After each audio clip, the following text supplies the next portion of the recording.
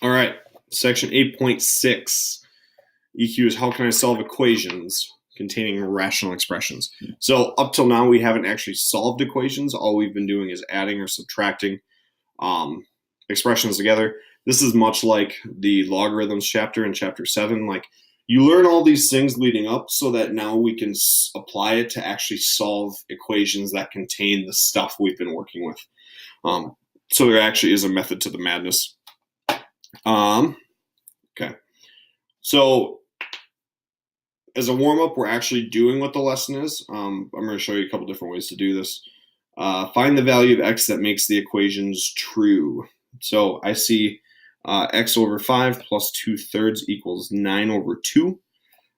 Just using our regular algebra, I'm going to subtract 2/3 from both sides. And what that's going to do is allow me to cancel those. And I got x over 5 equals 9 over 2 minus 2 over 3. Well, in order to subtract those, I need a common denominator. If it is truly just subtracting two fractions, you can go to the calculator. 9 over, and when I say two true fractions, what I mean is that there's no variables. If it's just 9 halves minus 2/3, I can do this, math, enter, enter, and I see 23 over 6. So that is my, so I got x over 5 equals 23 over 6. And then to solve for x, I'm just going to, I need to clear out the denominator, but remember, a fraction is just division, and to undo division, I just multiply. So I'm just going to multiply by 5 on both sides. What that does is it multiplies the numerator by 5 and keeps the denominator unchanged. So I get x is equal to 115 over 6. That can't be reduced, so there's our final answer. All right, same sort of thing here. 3 minus x over 4. Well, I see that 3, so I'm going to get rid of the 3. I'm subtracting because the 3 is positive. The negative sign is actually with the x over 4 fraction. So I'm going to subtract 3 from both sides.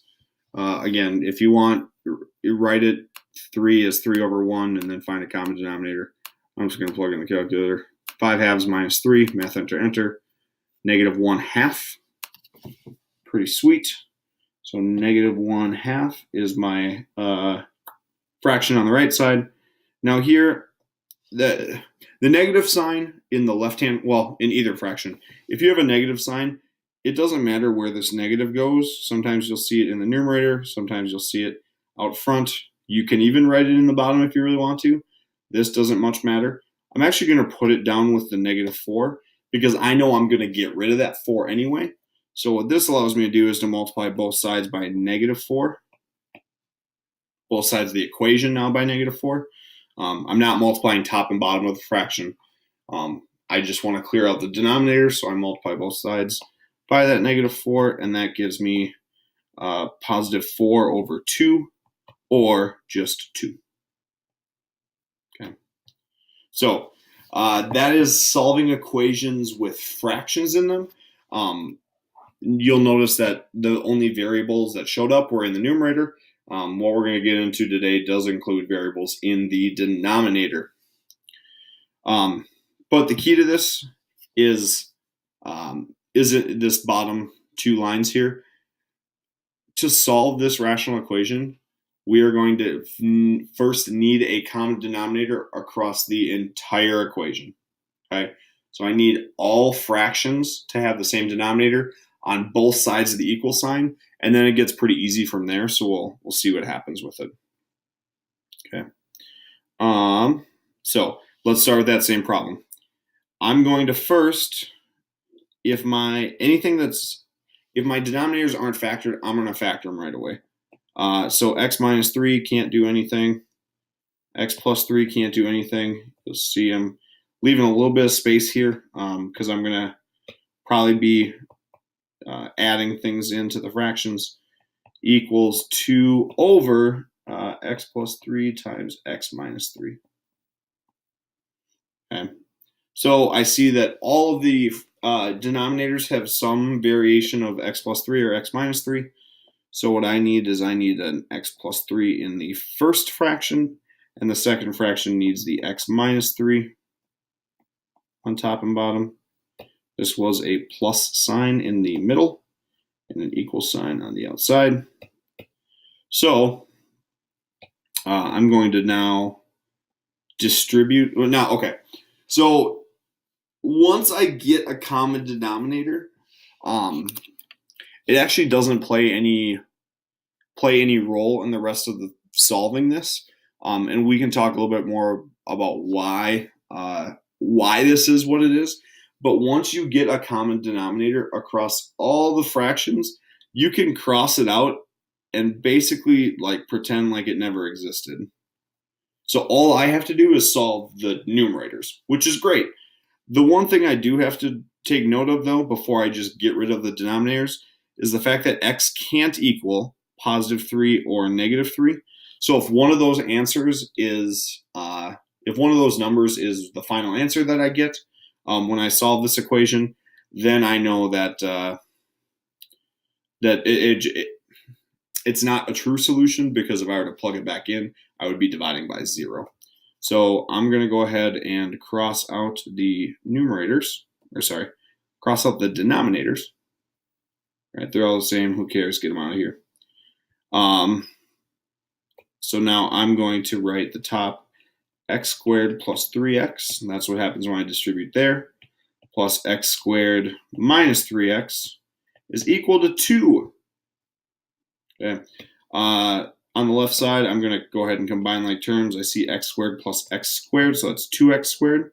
The 3x and the minus 3x cancel each other out, so that's equal to 2. I'm then going to divide by 2 on both sides. I get x squared equal to 1. Then to solve this, I can square root both sides. And remember, I need to introduce plus or minus when I'm square rooting. So this has 2 solutions, both positive 1 and negative 1. Now, in the past, we've said if you get 2 solutions, you have to go back and check for extraneous. But that's why we want to make this note, because those are the only numbers that would be considered like extraneous or solutions that don't actually work. So plus and minus 1, I don't have to do any more of a check. Those are my solutions right there. So get a common denominator, cross out get a common denominator, take a note of what the restrictions on x are, cross out the denominator, and solve the numerator. Okay. So if we have something like this, again, I want to factor the bottoms. If you were to find that your numerators aren't factored, I actually don't want to mess with those at all. Like if this first fraction was x squared minus 1, I actually wouldn't want to factor that because I don't want to cancel stuff out. I actually want to keep all the things that I have because in order to get a common denominator. So the second fraction, again, I'm going to leave some space, 2x over x plus 2. And then this last one is equal to x minus 1 over x plus 1. I left myself almost no space. So we're gonna slide this over a little bit. Okay. So now I see that the first fraction has x plus 2 and x plus 1. So it needs nothing right now. The second fraction needs x plus 1.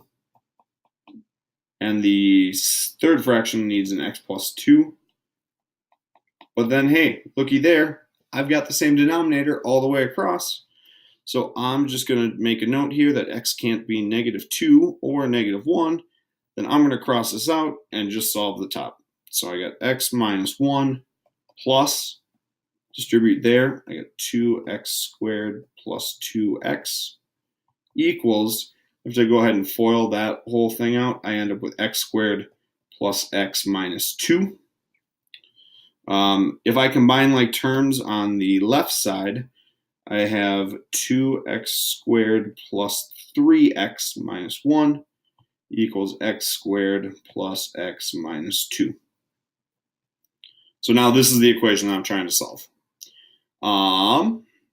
If I've got x squared on both sides, I need to, the technique, if you've got x squared anywhere in the equation and it's not going to cancel out, is to move all the things to one side of the equation, get the equation equals 0, and then we will either factor or have to do the quadratic formula.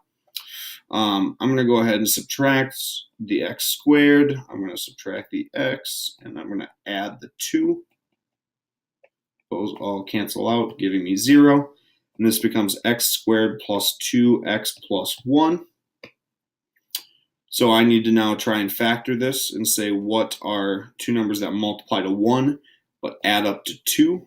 And sure enough, that is x plus 1 times x plus 1.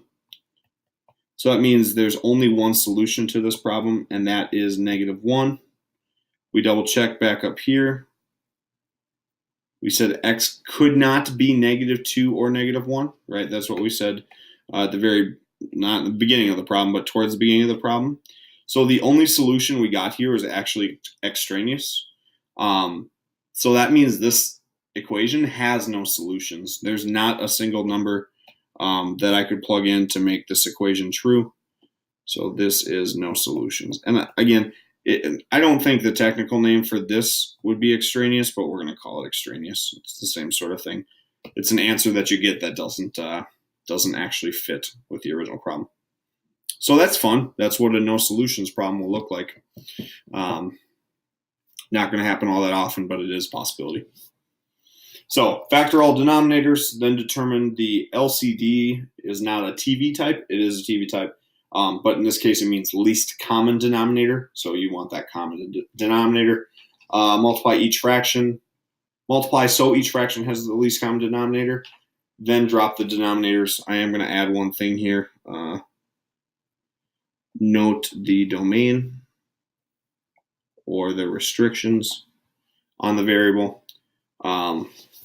Solve the resulting equations. Check the original equation for any extraneous solutions. Using this. Okay. So yeah, that's kind of that in a nutshell, how we go about solving these equations.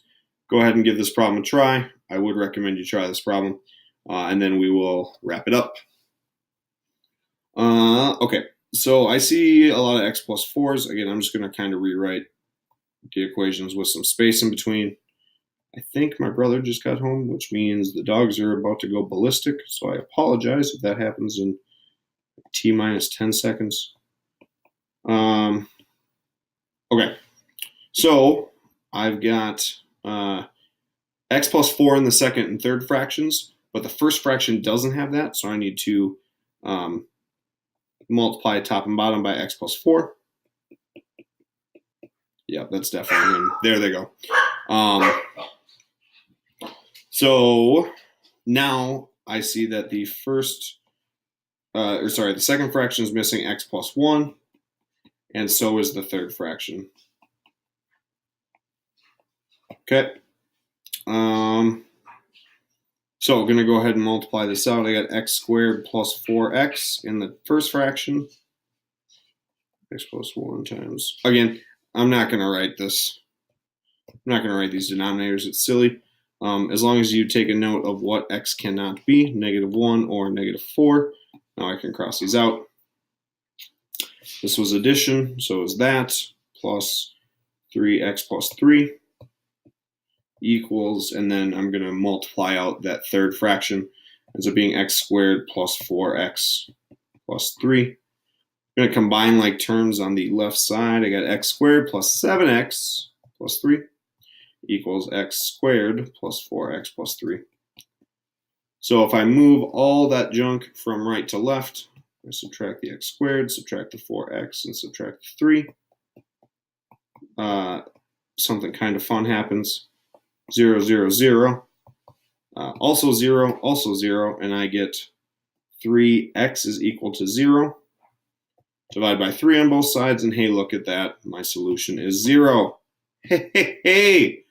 Bo, how exciting. We're doing math. Yeah. You want to be famous? You want to be on the YouTubes? I don't know. So just a brief moment. The kids would love to meet you. Come on in. The water's fine. There he is. Hello, kids. Look at that guy. He's so cute. We don't look alike at all. We look alike. A little bit. We do. A little bit. Roommates. Yes, we are. This is the office. There's Bo's room, kind of over. Get the puppers in it. Get the puppers in it. Another dog shot. Whoa! Yes. Whoa! Oh, there's already been one. What's that? There's already been a dog shot. Yeah, one. What am I doing? Where's the dog? There's Magnolia. The little one's covered up. Asher. Hey, buddy. Where's Asher? Oh, there he is. There he is. Yes. Popping on top. Yes. So there you go. The entire Lucan household wrapping up this math video. Nice to meet y'all. Oh, also only 15 minutes. Looky there, being real efficient. Real quick. Bye. Bye. Oh, God, it's awkward. Bo's not canceling.